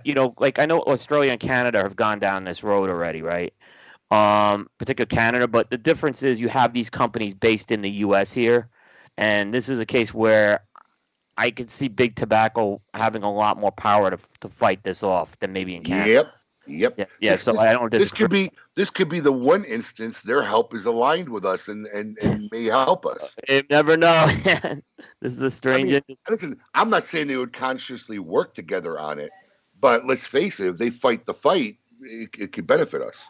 Oh, very much. I mean, we've seen this with other cases already with the FDA, where we've actually aligned ourselves with the FDA in certain cases. So you never know. All right. So, Coop, what's the bad news? Well, sad news actually is the passing of Gene Tipton. That happened on Sunday right now, past Sunday right now. So I know that Gene was ill for a while, and for folks who don't know, Gene was he's pretty much a legendary figure in especially the world of cigar sales. I mean, he spent 5 decades at Altadis. Retired in 2014, and in 2015, Jim Colucci lures him out of retirement to go to Sindicato for another 5 years. So, beloved figure. The tributes were pouring in all week for Gene. I met him once, smoked with him once, and it was like smoking with my uncle. It was a great afternoon. Yeah, he was just a gentleman. He was just he was like that image of that classic old school cigar guy. Just he was an amazing guy, class act. Yeah. I had the honor and privilege of knowing Gene for over 20 years. And And what I could say about Gene is every now and then you come across somebody special who's the epitome of that industry. Yeah. Gene was that guy. Gene was the personification of not only the cigar industry, but the cigar lifestyle. I mean, first off, I don't think I ever met him once anywhere in 20 years without a cigar in his hand, a cigar in his mouth, and 3 in his pocket. Okay, but he was the epitome of what makes. He was the epitome of all that was good in this industry, whether it be just the traditions, the appreciation of the culture, the appreciation of the business side of it, the appreciation of the relationships from the business side of it. It was really a sad day when I heard that morning he had passed, and honestly, the industry is a lot less for it today. So Our condolences to his family. He was a loved guy. He's going to be missed by a lot of people. And just the nicest freaking guy anyone ever met in the history of the world, and the most welcoming person. And Coop, you said it best. It was like you were smoking with your uncle. I really did. I met him like once. He was in Charlotte. He went into Tinderbox with Craig Cash, and I knew a Gene, but I never met him. And I ended up talking to him at least for a couple hours over a cigar. It was great. He was an industry guy, so most consumers won't really know him unless you were one of those lucky shops on his tour that he would visit or frequent, on a regular basis. And if you were, the consumers knew him and they loved him. I mean, he's just that kind of guy. Oh, I have a great story about his. He had a retirement party, and there were over 300 people packed out the entire establishment that night, and it was over that. It was crazy because everybody who ever met the guy loved him immediately. Mm-hmm. Yeah, he was the original road warrior. We talked about how much time Terence spends on the road, but Gene was that original road warrior. I mean, he was telling me how many weeks a year he spent on the road, which back with no GPS, no GPS, right? No GPS or anything like that. Yeah, it's funny. No airport selfies. No airport selfies. It's funny you say that because I had to explain to my children how we used to find addresses and directions back in the day, and they're like, "What? Man. We had to, you knew the street block and you knew it was in the area, and then eventually you had to get yourself close, and then you'd roll down the window and ask somebody in the area, hey, where exactly is Baker Street? They're like, you're kidding. Like, nope, that's how we used to find it. I had MapQuest when I first started driving. We didn't Before the necessarily internet. have GPS. Oh, yeah. Oh, you're a young guy. Yeah. All right, Coop, what else is happening in the news this week? So I hate to bring COVID up again, but there is something that came up this week. Actually, over the past couple days. So a lot of people are asking about the TPE trade show right now. What's going to happen with that? And I think we were mentioning a couple weeks ago. I said that TPE had been reaching out to certain manufacturers, kind of trying to get a pulse. Right now, TPE, they haven't made any decision on the trade show, other than they are basically announced cancellation policies. If the show is canceled for exhibitors and attendees.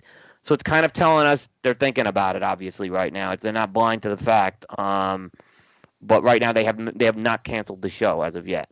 When is it supposed to be, Coop? It is in January 27th through January 29th, 2021. And Terence, are you planning on going to TPE?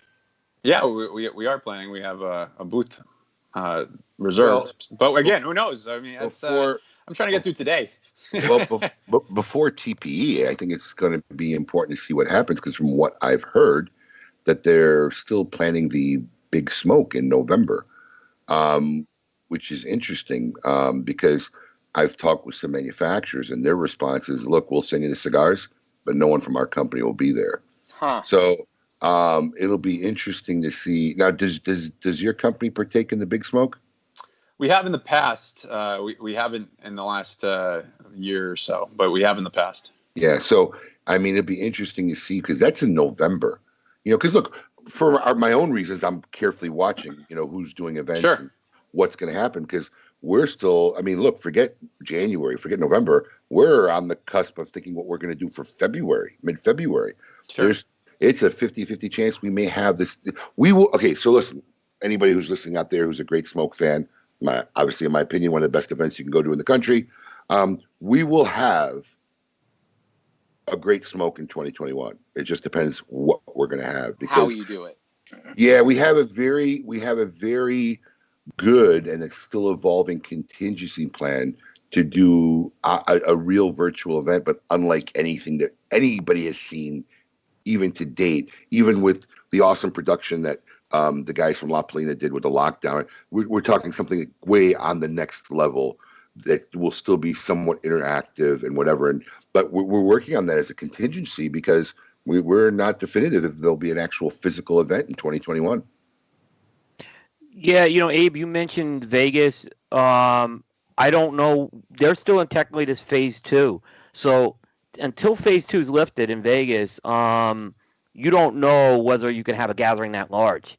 Is going to be the big question right now. You just don't. They may not. I got news for you. After they lift phase 2, you still don't know if you're going to have a gathering that large. Yeah. I mean, and they have. I assume there's a similar problem in South Florida with Big Smoke Miami. the week before, well, a couple weeks before. It's like October 31st. I think that one's another one to watch now. That Big Smoke Miami is a reschedule of the one supposed to be in March or April. Yeah. And I can't see that happening this year. Especially what's been going on the last 2 weeks there. Yeah. Miami's most of the regulation and codes that are being passed typically start in Miami and work its way to other counties. So Miami's like the last spot that'll probably go to any kind of normal spec, to any kind of normalcy. Is it great? Yeah. So I mean, Sorry. there's a lot of questions. Terence, you live in it, Yeah, I know. Yeah, didn't need to put your thumb in the wound though, but yeah. I wasn't trying to. No, I'm just joking. All right, Coop, what else is going on this week? There was some product news. I think the big announcement came out of Espinosa this week with the announcement of the 601 La Bomba Warhead 6. And that's the annual broadleaf release that they do based off the La Bomba line, but it uses the broadleaf wrapper. This year's going to be a little different. They're using a 5x58 Figurado, and normally that is a box press Vitola, but this year it's going to be a rounded one, so it's the first time it's going to be rounded. And the 58 ring gauge is going to be the thickest to date. That's a big sell. I mean, they're doing 1,000 boxes, 10-count boxes. Espinosa goes through those boxes. That cigar sells very well for them. Not to be the, I'm sure you're the, epitome of a journalist, but they're rounded or they're just round? They're just curious. It sounded weird. These are rounded. It's probably round is simpler and easier. Yeah. I don't know. I just think they're round cigars. Coop's editing his article now. He's like, oh, shit. No, so we can expect to start to see those hit the shelves probably later this month. Right now. Excellent. All right. Actually, you're talking about the Warhead. I think it's hitting the ground next week. Okay, so it's even quicker. Yeah, I thought they were arriving next week. No, they are arriving in Miami and getting ready to ship. I believe next week, early next week. So yeah, because I know some people have already started taking pre-orders for them. People. What else is going on, Coop?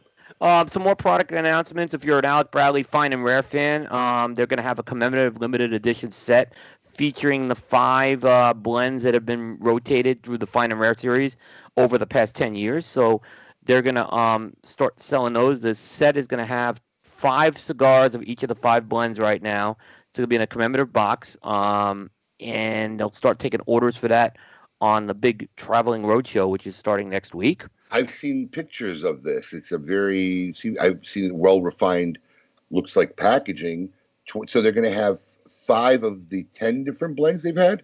Well, there's been 10 releases, but there's been 5 blends, and some of them have been released multiple times, the blends.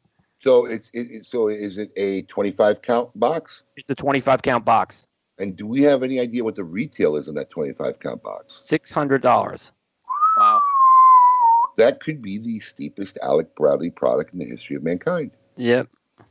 Nice. It's a bit, yeah. Fine and Rare is not a cheap. I mean, that's a cigar that probably goes for $20 to $25, depending on which blend it's been to begin with. So that's not a cheap cigar either.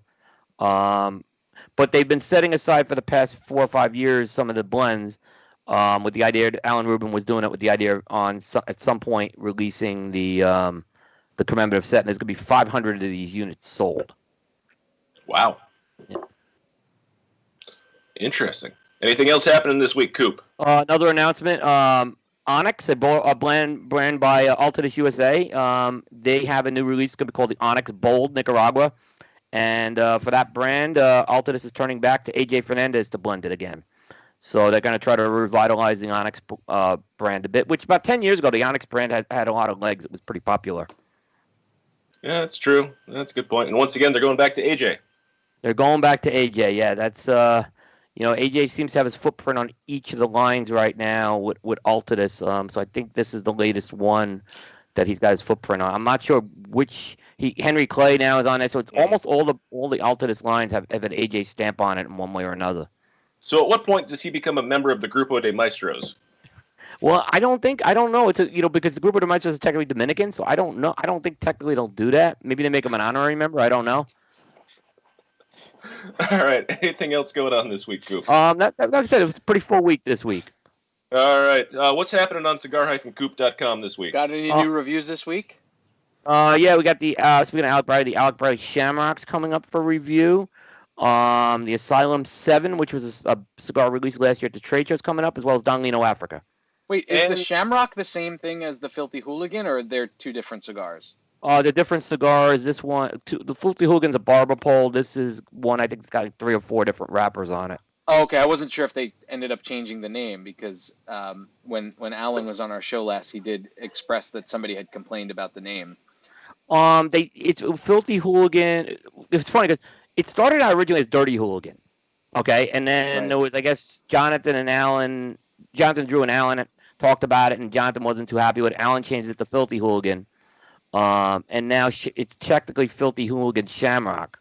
So that's my understanding of the story. Okay. And if I'm not mistaken, you closed the book on cigars to be considered for Cigars of the Year on cigarcoop.com this week. Yes, so they had to be released by Thursday because technically that was the eve of the trade show, and they can still be reviewed through October 31st, though. But anything that's released post that will be 2021 eligible. And I do that because it makes it a lot easier to go through review cycles, and then you're not rushing cigars in at the end of the year to get on the list. Yeah, very good. I was worried there. I thought we were out. You have Terence Aganorsa at least got a 7-year streak on the Coop list. It's tied for the longest. We want to keep going. We want to keep that going. Come on, TJ, you got to get it going there. Put out some good product. They've been doing really good. I mean, if you guys have talked about the Torch before, I smoked that when Terence and Eduardo were on the show. Fantastic blend. I mean, that Torch, that Toro size is really good. Thank you. Yeah, I enjoyed that a lot. I still can't find Supreme Leafs, Terence, but that's okay. Talk to Abe. Okay. Yeah, Coop, you're not calling the right people, buddy. Okay, yeah. I'll have a phone call into. I looked for them when I was out in Montauk. I couldn't find them. See, look at there, right there. There you go. You may know some people, Coop. Yeah, we're gonna have a conversation offline. Yes, you may know some people. You know the people to call. Yeah. I still haven't smoked it. Look, I gotta give Terence and Aganorsa credit. This is a limited edition cigar that people are like really trying to get. I mean, 22 limited editions that's been hard to get. Yeah. Sold out like in 20 minutes. I mean, it's a great testament to what you guys are all doing. Yeah. I always have to keep a couple bullets in the chamber just in case, you know. Just in case a bigwig like Coop shows up with his library. That's why. Yep. Do you smoke in that library? No, I don't. It's kind of, Terence, like you, I kind of make the choice where to smoke, and I choose. Sure, you do. I don't know that library. I don't know. If I had a library like that, I'd be tempted to smoke in it. It looks like a place you should smoke. Yeah. A monocle, maybe. A top hat. I don't know. Coop, your wife does. You don't smoke in the house at all, right, Coop? No, I do. But I have the garage has HVAC, so it is indoors, and it is used for smoking. So I have one question. When's the last time anything on that bookshelf has been touched or moved? My wife's a big avid reader, but I think they go on there and they don't come back off. That's the thing. That's not a functioning bookshelf. That's just a showpiece, right? There's a door. He just moved it. he pulls the book out. There's a door to a secret passage. Right. I was gonna say that none of them are real. Yeah. They're real. These are like World Book encyclopedias I got here. You know, they make those things that look like books just for bookshelves, right? These are legitimate. No, I know, but they do have that. Like, you ever go to Bed Bath and Beyond and look at the towels all stacked up? You know, they're not real towels. It's like one towel on a corrugated foam board that looks like it's 20 stacked towels on top of each other. Yeah. No, you can buy. It's basically a cardboard box, but the outside is book binders and hide stuff in there. Yeah. And this episode of How to Redecorate Your House brought to you by KMA Talk Radio. Actually brought to you by Cigar Coop. There you go. Also true, yes. There you go. All right. With that, is it time to see? I'm going to tease something while I got Coop on. we're putting together on our retail side a very awesome project that we're calling Battle of the Bands, and Coop will be one of the contestants in the competition. Ooh. So yes, we should have all the final news released out in the next 30 days, but it's going to be something really, really fun, and I'm excited about it. And I'm gonna Primetime Jukebox really the concept to me, and I'll just say it's a great concept. It really is. I'm excited and honored to be a part of it. Yeah, it's gonna be fun. Yeah. All right. Even after he screwed you with the Great American Jerk Off. Coop? Yeah. Payback, baby, payback. What we got? No, I'm just kidding. I have no judging. I have nothing to do with the outcome. Next year, I'm out of the judging. I'm going to be more of the organizing party. So there'll be a panel we're putting together. So that will be fixed. You'll be the MC. Yeah. There we go. Not the official judge. Anyway, let's see this week who belongs in a cigar insane asylum. All right. So, by the way, Terence, are you a jerky guy? Who isn't? There are people. Now, do you ever make it or you just consume it? I'm a fan of eating things. I don't really like making them that much. Yes. I like somebody else to make them, and then I eat it. I think that's a fair partnership. All right. So let's see who belongs in a cigar and sales asylum. This week's inductee must really have some hang-ups from his old high school days. Security cameras caught Mathew Crandall of North Fort Myers, Florida, on video trashing Miramar High School. The video showed Crandall broke into the school around 7 a.m. Monday. He caused flooding in the hallways, vandalized the classrooms, walls, and hallways throughout the school in Broward County for approximately 24 hours, police said. As if the act of vandalizing an empty school isn't bad enough, he wore only a hat and headphones. That's it. Nothing else. Was this a meth? Oh, absolutely. This is, once again, kids, don't do meth. It was not specified. But we can assume. Yeah. The damage the naked man caused in a 24-hour period, would you like to guess, Terence? How much? $20,000. $100,000. Jeez. Yeah. In fact, I hope he was doing meth. At least he had an excuse. You know? Police said Crandall is charged with burglary and criminal mischief. Congratulations, Mr. Crandall. You are this week's inductee into the Cigar Insane Asylum. Thank you very much, weirdo. Yeah, good weirdo. Yeah. Amazing he was up for 24 hours and nobody caught him or he didn't set off a security alarm or anything. Well, that's the thing. How did they not have any kind of alarms on a school? I mean, that is strange. Yeah. Kind of makes you a little worrid when your kids go back to school. He wasn't exactly inconspicuous either. Yeah, a naked man running through a high school.